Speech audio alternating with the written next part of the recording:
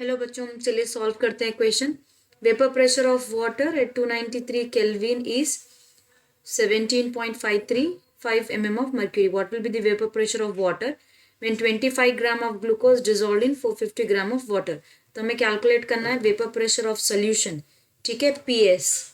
अब देखिए मास है हमारे पास, mass of solute, mass of solvent, तो हमें कैलकुलेट करना पड़ेगा Na, ठीक है। हम कंसिडर कर लेते हैं Na एंड Nb, ठीक है। Na हम ले लेते हैं सॉल्वेंट के लिए, Nb इसे ले लेते हैं B, इसे ले लेते हैं A, ठीक है। सॉल्वेंट का चाहिए हमें, तो B अगर हम ले रहे हैं तो वो हो जाता है, कंसिडर कर लेते हैं, देखिए 450 डिवाइडेड बाई हो जाता है वाटर का 18, तो 450 बाई 18 हम जब बोलते हैं तो वो हो जाता है 25, ठीक है।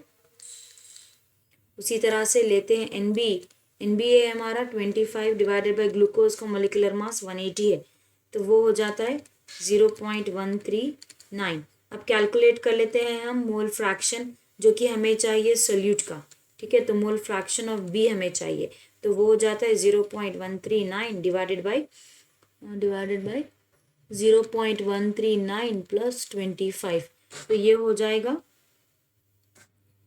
अराउंड, इसकी वैल्यू हमें आ जाएगी 0.00553, ठीक है। अब कंसिडर कर लेते हैं हम फॉर्मूला, हमें कैलकुलेट करना है PS, तो हमारा फॉर्मूला रहेगा P0 minus PS divided by P0 equal to mole fraction of solute, ठीक है। तो कंसिडर कर लेते हैं P0 यहाँ पे है हमारा 17.535 minus PS divided by 17.535 equal to 0.00553, ठीक है।